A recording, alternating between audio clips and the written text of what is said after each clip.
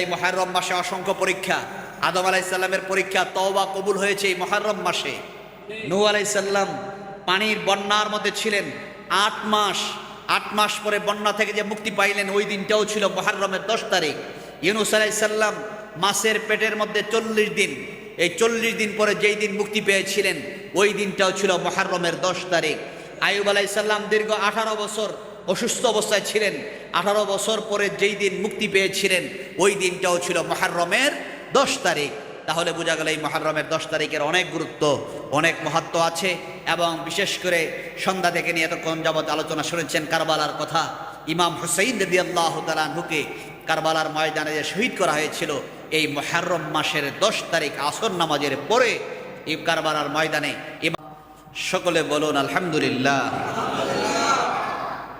মহান আল্লাহ পাকের নিকট লাখ কোটি শুকরিয়া, যেই মহান আল্লাহ পাক আপনাকে আমাকে এই মুহররম মাসে এমন একটি বরকতপূর্ণ সময়ে পৃথিবীর জমিনে শ্রেষ্ঠ জায়গা আল্লাহর ঘর মসজিদে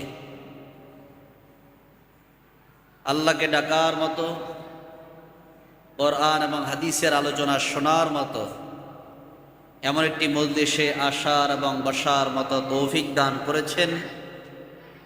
মহান আল্লাহ পাকের নিকট শুকরিয়া আদায় করার একবার বলুন আলহামদুলিল্লাহ। আল্লাহ পাক যদি আপনাকে আমাকে সুযোগ না দিতেন, তৌফিক না দিতেন, তাহলে আপনাকে আমাকে আজকের এই মাহফিলে আসা এবং বসা সম্ভব হতো না। আমরা যে আসতে পেরেছি, এটা আল্লাহ পাকের একটা খাস রহমত। আল্লাহর রহমত ছাড়া কোনো ব্যক্তি ভালো কাজ, নেক কাজ করতে পারে না। আর বিশেষ করে এই মুহররম মাসটা আল্লাহর কাছে সবচেয়ে প্রিয় মাস। যেমন সুবহানাল্লাহ। কেননা এই মুহররম মাসে আল্লাহ পাক এই দুনিয়ার সমস্ত আল্লাহ পাকের পুরা সৃষ্টি জগৎটাকে আল্লাহ পাক এই মুহররম মাসে সৃষ্টি করেছেন। আবার এই মাসেই এই পৃথিবীর জগৎ, আল্লাহ পাকের পুরা সৃষ্টি জগতের মধ্যে যা কিছু আছে, সকল কিছু এই মুহররম মাসে আল্লাহ আবার কি করবেন? ধ্বংস করে দিবেন, কিয়ামত হয়ে যাবে। এবং বিশেষ করে আল্লাহ পাক পবিত্র কোরআনুল কারীমের মধ্যে ইরশাদ করেছেন, দুনিয়ার জমিনে যত মানুষ, নবী রাসূল সহ যত মানুষ দুনিয়াতে আল্লাহ পাক পাঠিয়েছেন, তাদের উদ্দেশ্যে আল্লাহ পাক কোরআনের মধ্যে বলছেন, আমি অবশ্যই তোমাদেরকে পরীক্ষা করব। কি করবেন? এখন পরীক্ষা করলে পরীক্ষার মধ্যে অনেকে পাশ করে, অনেকে ফেল করে। কেমন করে কিনা? এখন পরীক্ষা যদি না থাকতো, তাহলে কি ছাত্র ছাত্রী যারা পরীক্ষা দেয় তাদের যাচাই বাছাই কি হতো? সবাই কোন হতো নাকি? হতো না। পরীক্ষার মাধ্যমে যাচাই বাছাই হয় কে ভালো কে খারাপ। একই প্রতিষ্ঠান, ওস্তাদ একই, ছাত্র অনেক, কিন্তু পরীক্ষার সময় দেখা যায় রেজাল্ট একজনে ভালো করে, আরেকজনে কি করে? খারাপ রেজাল্ট করে। আল্লাহ পাক কোরআনের মধ্যে বলছেন, ওয়ালানাবলুওয়ান্নাকুম বিশাইইম মিনাল খাউফি ওয়াল জু'i ওয়া নাকসিম মিনাল আমওয়াল। কার কথা? আল্লাহ পাকের কথা। আমি অবশ্যই তোমাদেরকে পরীক্ষা করব। বিশাইইম, যে কোনো জিনিস দিয়ে আল্লাহ পরীক্ষা করতে পারেন। এমন পারেন কিনা? এরপর আল্লাহ পাক বলছেন, মিনাল খাউফি ওয়াল জু'i ওয়া নাকসিম মিনাল আমওয়ালি ওয়াল আনফুসি ওয়াস সামারাত। আল্লাহ পাক বলছেন, তোমাকে আমি ভয় দিয়ে পরীক্ষা করতে পারি, খাদ্যের স্বল্পতা দিয়ে পরীক্ষা করতে পারি। এখানে আল্লাহ কোরআনের মধ্যে বলতেছেন, ওয়া নাকসিম মিনাল আমওয়াল, মালের স্বল্পতা দিয়ে একজনকে অভাব, আরেকজনকে ধনী বানাই দিয়েছেন। আছেন এরকম? একজনের টাকা পয়সার অভাব নাই, অনেক টাকা পয়সার মালিক, আরেকজন দিনে এনে দিনে খায়, দিনে পরিশ্রম করে করে যা টাকা পয়সা রোজগার করে এটা দিয়েই সে বাজার করে, এরপরে ঘরের পরিবার পরিজনদেরকে নিয়ে খাওয়া দাওয়া করে। আবার আল্লাহ পাক আরেকজনকে এমন ধনী বানাই দিচ্ছেন, সে যদি মাসের পরে মাস বসে থাকে তারপর তার খাবারের কি হবে না, অভাব হবে না, অর্থাৎ তার পিছু টান নাই। আল্লাহ পাক বলছেন আমি এক একজনকে এক একভাবে, একজনের ভয় দিয়ে, আরেকজনের ক্ষুধা দিয়ে, আরেকজনের মালের স্বল্পতা দিয়ে, এরপর আল্লাহ পাক বলছেন ওয়াল আনফুস, তোমার নিজের উপরে। এখন নিজের উপরে বলতে কি বুঝাইছেন? রোগ দিয়ে, বালা মুসিবত দিয়ে, ছেলের বিপদ, মেয়ের বিপদ, ছেলে অসুস্থ, মেয়ে অসুস্থ, ছেলে দেশের বাহিরে বিপদে পড়ে আছে, ভালো চাকরি হচ্ছে না, অথবা আপনার সমস্যা দূর হচ্ছে না। আনফুস, তোমার নিজের উপর আল্লাহ পরীক্ষা করবেন। এরপর আল্লাহ পাক বলছেন অসামারাত, ফসল ফলাদি দিয়েও আল্লাহ আমাদেরকে কি করবেন? পরীক্ষা করবেন। এই পরীক্ষায় যারা কামিয়াব হবে, ধৈর্যের সঙ্গে যারা মোকাবিলা করতে পারবে, আল্লাহ পাক তাদের ব্যাপারে নবীকে বলছেন অবাশশিরিস সাবিরিন, ও নবী আপনি তাদেরকে জান্নাতের সুসংবাদ দিয়ে দেন। জোরে না সুবহানাল্লাহ। এখন এই মুহররম মাসে আল্লাহ পাক এই আয়াতটা বলার পিছনে একটা কারণ হলো, আল্লাহ পাক যুগে যুগে আদম আলাইহিস সালাম থেকে আরম্ভ করে আমাদের নবী পর্যন্ত সকল নবী রাসূলদেরকে আল্লাহ পাক যে পরীক্ষা করেছেন, অসংখ্য নবী রাসূলরা পরীক্ষায় যে তারা কামিয়াব হয়েছেন, ওই কামিয়াবের মাসটা হলো এই মুহররম মাস। আর জোরে না সুবহানাল্লাহ, আর জোরে না সুবহানাল্লাহ। যেমন রাসূল সাল্লাল্লাহু আলাইহি সাল্লাম মক্কার জমিন ছেড়ে যখন হিজরত করে মদিনায় গেলেন, কোথায়? মদিনায়। মদিনায় যাওয়ার পরে নবীজি দেখতেছেন মদিনার ইহুদিরা মুহররমের 10 তারিখ তারা রোজা রাখে। মুহররমের 10 তারিখ তারা কি রাখে? রোজা রাখে। নবীজি তাদেরকে প্রশ্ন করলেন, তোমরা এই দিনে রোজা রাখার পিছনে কারণটা কি? তখন তারা বললেন, এই দিনে রোজা রাখার পিছনে একটাই কারণ, আল্লাহ পাক আল্লাহর বন্ধু মুসা কালিমুল্লাহকে ফেরাউনের হাত থেকে আল্লাহ বাঁচাই দিয়েছেন।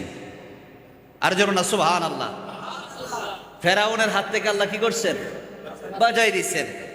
ফেরাউনকে পানির মধ্যে চুবাইয়া মারছেন, আর আল্লাহ পাক মুসা কালিমুল্লাহকে পানির ভিতরে 12টা রাস্তা করে মুসা কালিমুল্লাহকে বাঁচাই দিয়েছেন।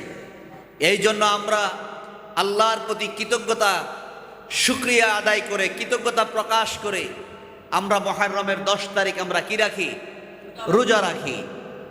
তখন নবীজি বললেন, তোমাদের চাইতে আমার হক আরো বেশি। তোমরা যদি রোজা রাখো একদিন, আল্লাহ যদি আমাকে বাঁচায় রাখে, আমরা রোজা রাখবো 2 দিন। আমরা রোজা রাখবো কয়দিন? 2 দিন রোজা রাখবো। এই আশুরার রোজা 9 ও 10 আগামী বৃহস্পতিবার এবং শুক্রবার। রাসূল সাল্লাল্লাহু আলাইহি সাল্লাম ইরশাদ করেছেন, যে ব্যক্তি আশুরা রোজা রাখবে, আল্লাহ পাক তার 2 বছরের গুনাহ, বিগত 1 বছর, সামনে 1 বছর, 2 বছরের গুনাহ আল্লাহ মাফ করে দিবেন। আর জোরে না সুবহানাল্লাহ। নফল রোজার শ্রেষ্ঠ রোজা আশুরার রোজা।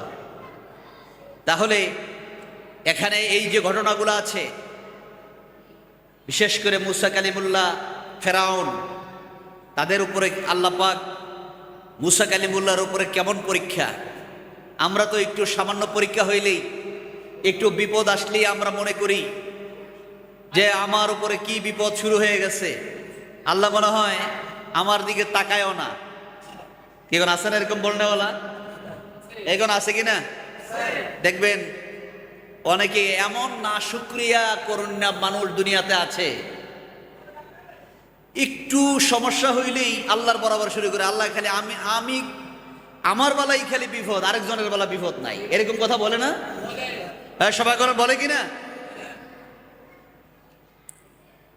কিন্তু আল্লাহ পাক বলেন, বান্দারে আমি যে তোর বিপদ দিই, এটা তো আমি তোমার পরীক্ষা করি। পরীক্ষা যদি কামিয়াব হতে পারো, তোমার দাম আমি আল্লাহ বাড়াইয়া দেই।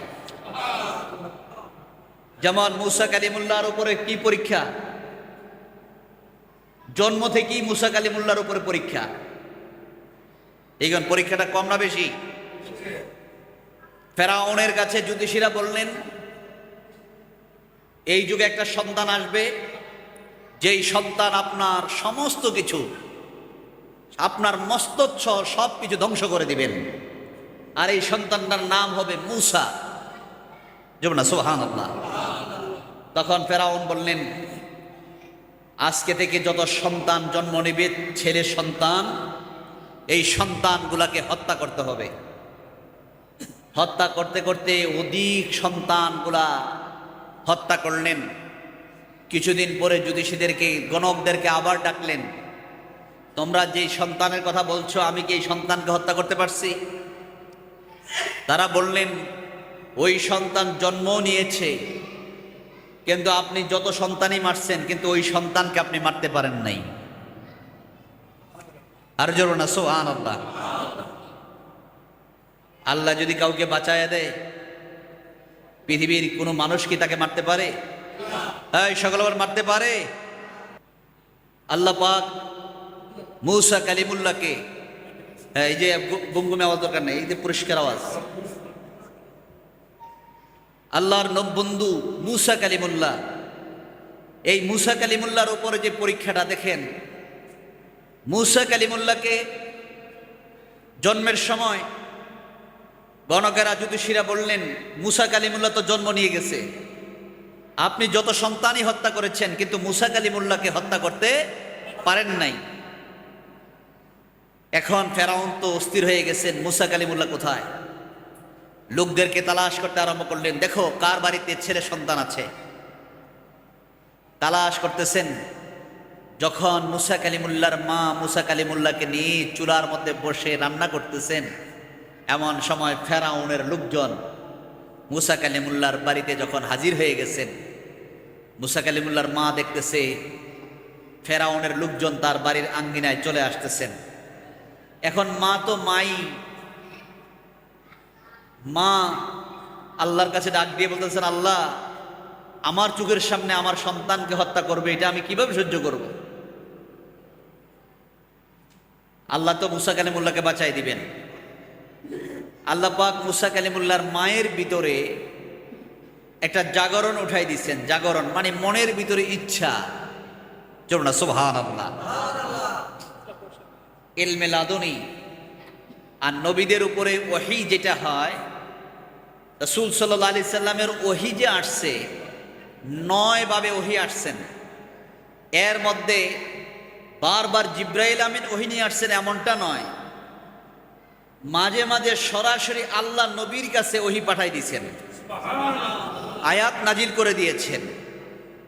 আবার মাঝে মাঝে অন্য ফেরেশতা ইসরাফিল আলাইহিস সালামের দিয়েও ওহী পাঠাইছেন। আবার মাঝে মাঝে আল্লাহ পাক আমার নবীর ভিতরে জাগরণ উঠাই দিয়েছেন, মনের ইচ্ছা ভিতরে আল্লাহ উঠাই দিয়েছেন। সুবহানাল্লাহ। আর জোরে বলেন না সুবহানাল্লাহ। এখন মুসা কালিমুল্লাহর মায়ের ভিতরে আল্লাহ পাক একটা জাগরণ উঠাই দিয়েছেন। ও মুসা কালিমুল্লাহর মা, চিন্তা করার কোনো কারণ নাই। তুমি যে চুলার মধ্যে রান্না করতেছো, চুলার পাতিলটা সরাইয়া তোমার বাচ্চাটাকে চুলার মধ্যে আগুনের মধ্যে ফেলে দাও, আমি আল্লাহ তোমার মুসাকে বাঁচায় রাখবো। কারণ আমি ইব্রাহিম খলিলুল্লাহর আগুনের মধ্যে কি করছি? বাঁচায় রাখছি। ইব্রাহিম খলিলুল্লাহর আগুনের মধ্যে আমি কি করছি? বাঁচায় রাখছি। ওই আগুন থেকে যেই দিন মুক্তি পেয়েছিলেন, ওই দিনটাও ছিল মুহররমের 10 তারিখ। আর জোরে বলেন না সুবহানাল্লাহ। এখন মুসা কালিমুল্লাহর মা মুসা কালিমুল্লাহকে চুলার মধ্যে ফেলে দিয়ে উপরে পাতিল দিয়ে লাকড়ি দিচ্ছেন, আর মন তো মানাইতে পারতেছে না। আমার সন্তান ছোট্ট দুধের বাচ্চা, আর এই বাচ্চাটাকে আগুনের মধ্যে ফেলে দিলাম, এই বাচ্চা কি জীবিত থাকতে পারে? আর মনে মনে আল্লাহর কাছে তাওয়াক্কুল করছে, আল্লাহ তুমি ইচ্ছে করলে তো বাঁচায় রাখতে পারো। ফেরাউনের লোকজন বাড়ির আঙ্গিনায় ঘোরাঘুরি করতেছে, কিন্তু দেখে কোনো বাচ্চা নাই।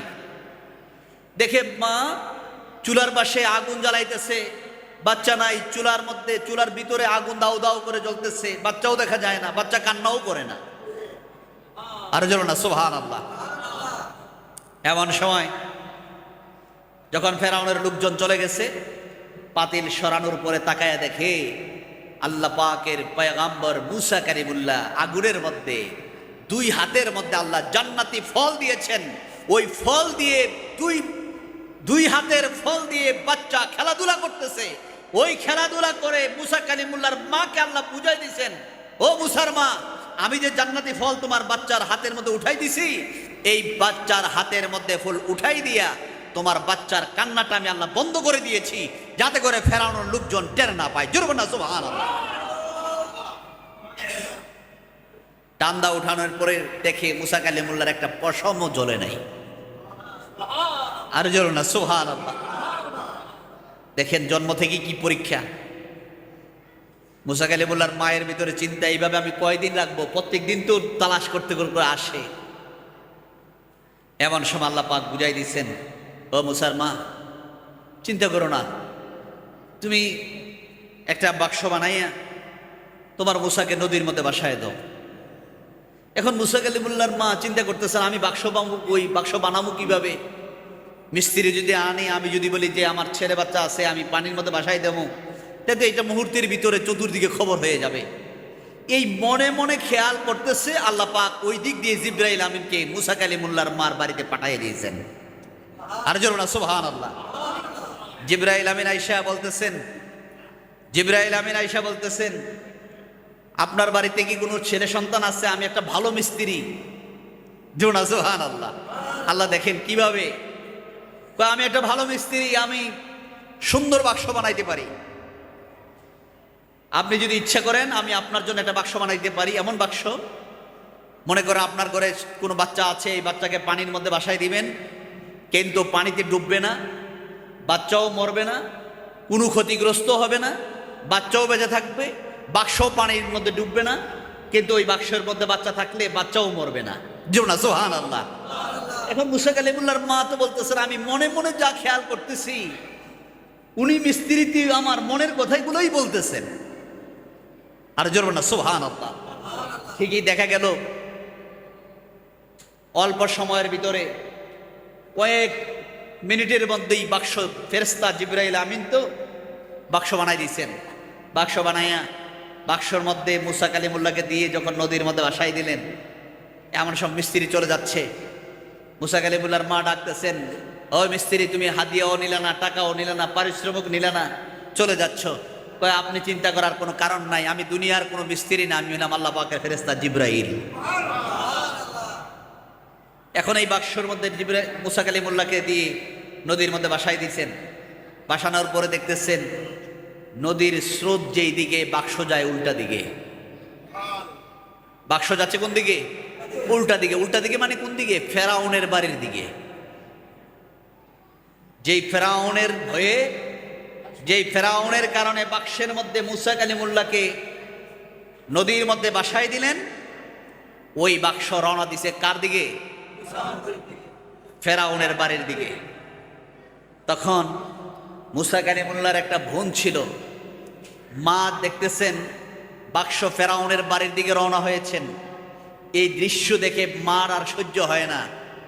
এমন সময় মেয়েকে বলতেছেন, তুমি তোমার ভাইয়ের খবরটা তুমি রাখো, আমি ঘরে চলে যাই, আমি এই দৃশ্য দেখতে পারবো না, কি হয় না হয় তুমি আমাকে জানাইও। তখন মুসা কালিমুল্লাহর বোন দেখতেছে বাক্স যাইতে যাইতে যাইতে যাইতে একদম ফেরাউনের ঘাটে। কার ঘাটে? ফেরাউনের ঘাটে চলে গেছে।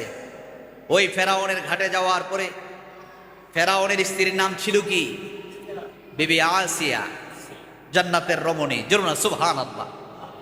স্বামী হলো বড় কাফের, আর বিবি হলো জান্নাতের রমণী। জোরে না সুবহানাল্লাহ। আল্লাহ কেমন পারেন। এই জন্য বলছেন, মুসলমান যার মধ্যে মুসলমানের গুণ থাকবে সেই মুসলমান। বাবার পরিচয় দিয়ে ছেলে মুসলমান এমনটি নয়, দাদার পরিচয় দিয়ে ছেলে নাতি মুসলমান এমনটি নয়। আপনার মধ্যে যদি মুসলমানের গুণ না থাকে, আপনার মধ্যে যদি মুসলমানের চরিত্র না থাকে, আপনার মধ্যে যদি আল্লাহ মাওলা রসুলের আমল আখলাক তরিকা যদি না থাকে, আল্লাহর হুকুম রসুলের তরিকা যদি না থাকে, তাহলে আপনি মুসলমানের খাতায় নামে মুসলমান বলতে পারবেন, কিন্তু প্রকৃত মুসলমান হইতে পারবেন না। এই জন্য প্রকৃত মুসলমান হওয়ার জন্য নামাজ একজনে পড়লে কি আরেকজনের হবে? বাবাই পড়লে কি ছেলের নামাজ হবে? হ্যাঁ, সবাইগণ হবে নাকি? তাহলে বোঝা গেল যার নামাজ তাকেই পড়তে হবে। আপনাকে নামাজ পড়তে হবে, আল্লাহর হুকুম মতো চলতে হবে। এইভাবে যদি চলতে থাকেন তাহলে আপনার মধ্যে যদি মুসলমানের গুণ থাকে তখন আপনার নামটা মুসলমানের খাতায় উঠে যাবে। জোরবে না সুবহানাল্লাহ, আর জোরবে না সুবহানাল্লাহ। এখন ফেরাউনের ঘাটে বিবি আসিয়া বসা। বিবি আসিয়া দেখতেছেন নদীর পারে সুন্দর বাক্স, এমন সুন্দর বাক্স বিবি আসিয়া বলতেছেন আমি কখনো দেখি নাই। আর তাফসীরের মধ্যে আছে প্রত্যেক যুগে যেই নবীরা আসছেন ওই নবীরা ওই যুগের মধ্যে সবচেয়ে সুন্দর ছিলেন। আর জোরবেন না সুবহানাল্লাহ। নবীরা ওই যুগের মধ্যে সবচেয়ে কি ছিলেন? সুন্দর ছিলেন। মুসা কালিমুল্লাহ নদীর পারে যখন ফেরাউনের স্ত্রী বিবি আসিয়া যখন গেলেন, যাওয়া মাত্র অটোমেটিক বাক্সের মুখ খুলে গেছে। খোলা যাওয়ার পরে তাকায়া দেখে এটার মধ্যে সুন্দর ফুটফুটে সুন্দর বাচ্চা দেখা যায়। এই বাচ্চা দেখে বিবি আসিয়ার ভিতরে এমন মায়া হলো যে আমি এই বাচ্চাটাকে লালন পালন করব। জোরবে না সুবহানাল্লাহ। হাতটা বাড়াই দিছেন, মুসা কালিমুল্লাহ বিবি আসিয়ার কুলের মধ্যে উঠে গেছেন। কুলে উঠে যাওয়ার পরে বাচ্চাকে ঘরে যখন নিয়ে গেছেন, ফেরাউন বলতেছেন কে এটা?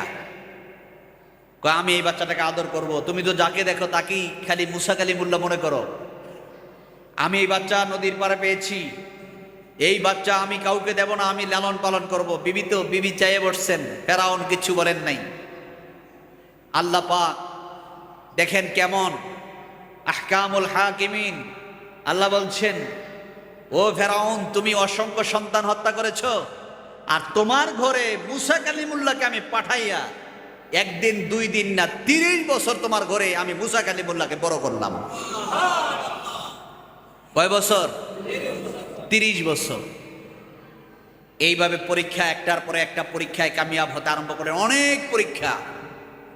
শেষ পর্যায়ে গিয়ে কিপ্তি বংশের একটা সন্তান একটা লোককে হত্যার পরে মুসা কালিমুল্লাহ এই মিশর ছেড়ে তিনি মাদায়েন নগরে চলে গেলেন। সেখান থেকে 10 বছর থাকার পরে আবার যখন মিশরের দিকে রওনা করলেন, ওই রওনা অবস্থায় তখন মুসা কালিমুল্লাহ আস্তে আস্তে করে তুর পাহাড়ে গিয়ে তার বিবি সফুরা সন্তান সম্ভবা সন্তান হবে। এখন আলোর দরকার, আলোর তালাশ করতে গিয়ে আলো তালাশ করতে করতে করতে করতে তিনি হাঁটতে হাঁটতে হাঁটতে হাঁটতে তুর পাহাড়ে গিয়ে উঠছেন। যেমন সুবহানাল্লাহ। এই তুর পাহাড়ে উঠা তখন তুর পাহাড়ে যেই আল্লাহর সঙ্গে কথা বলতে আরম্ভ করছেন।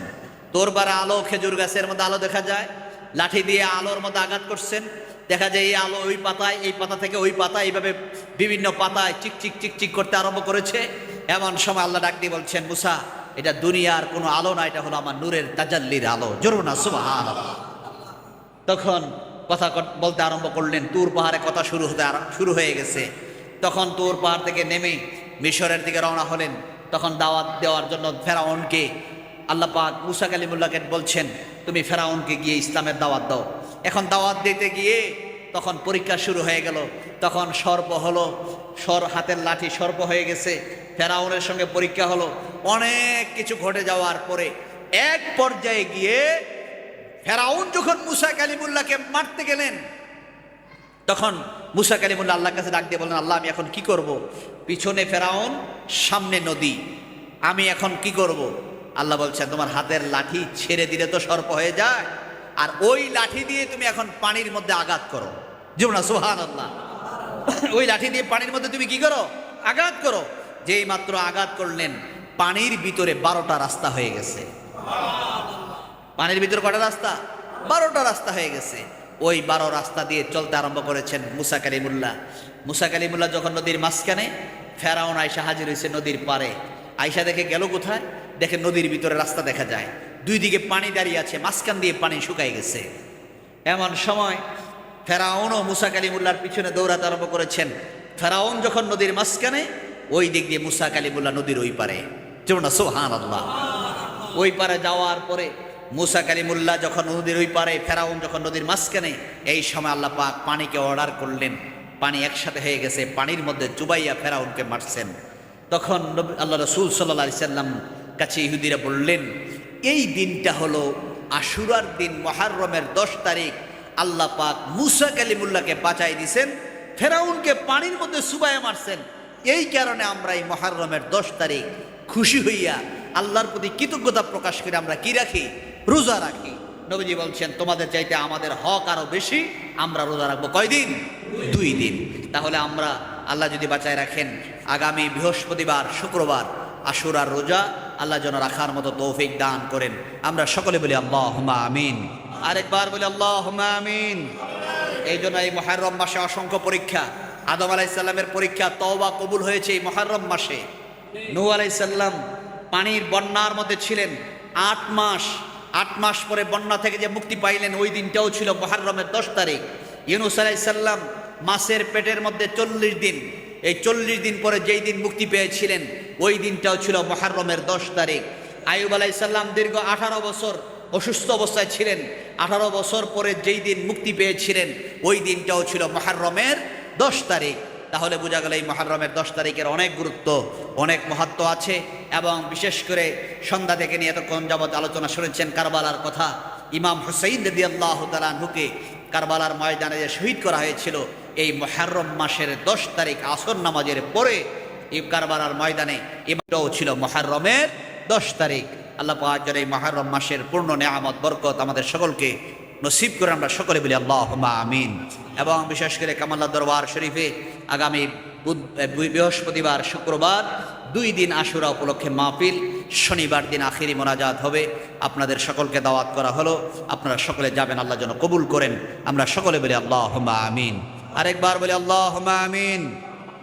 এবং বিশেষ করে আজকে আমরা যে আল্লাহর ওলিদের সোহবতের মাহফিলে আসছি, মদিনার জামাতের মাহফিলে আসছি, এই মাহফিলে আসার পিছনে একটা কারণ আছে।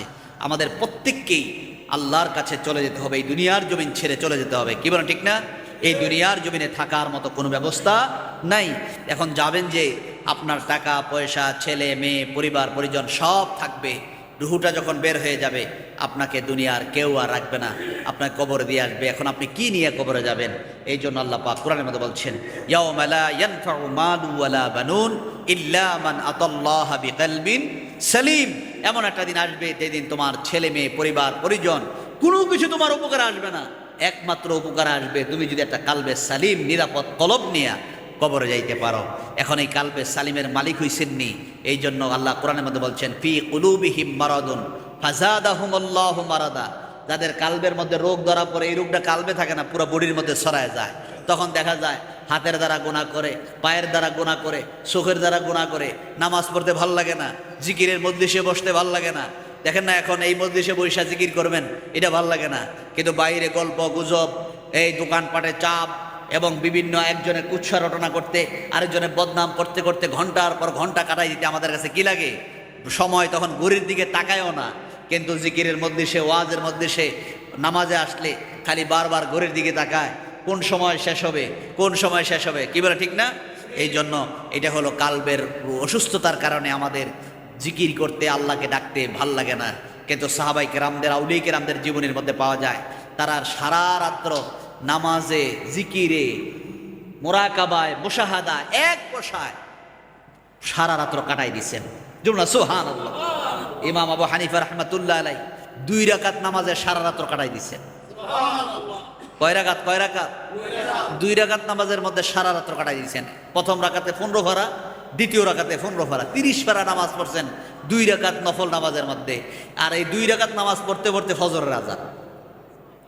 আর জোর না সুবহানাল্লাহ। কিভাবে কাটাইছেন? আমি এক রাত্র না ঘুমাইতে পারলে ঘুমের ট্যাবলেট দিয়া কেমনে ঘুমাইতে পারবেন? টেনশন। আর ইমাম আবু হানিফা রাহমাতুল্লাহ আলাইহি বলেন, আমি 40 বছর বিছানার মধ্যে পিঠ লাগাই নাই। কয় বছর? হ্যাঁ, সকালে কয় বছর? 40 বছর। তারা কিভাবে না ঘুমায় আবার পুরা কাজ কর্ম আল্লাহকে ডাকছেন। আমরা একদিন না ঘুমাইতে পারলে পরের দিন চেহারা মলিন। কি হয়েছে? রাত্রটা ঘুম হয় নাই। রাতটা কি হয় নাই? ঘুম হয় নাই, যার কারণে চেহারা কেমন হয়ে গেছে। তাহলে বোঝা গেল এই চিন্তা ফিকির তারা ঘুমের চিন্তা করে নাই, তারা চিন্তা করছেন আরে ঘুম যখন আসে না চলো নামাজে কাটাই দেই, ঘুম যখন আসে না চলো আল্লাহর ডাইকে কাটাই দেই, ঘুম যখন আসে না নবীর দুরূদ পরে কাটাই দেই। আর জোরে বলেন না সুবহানাল্লাহ।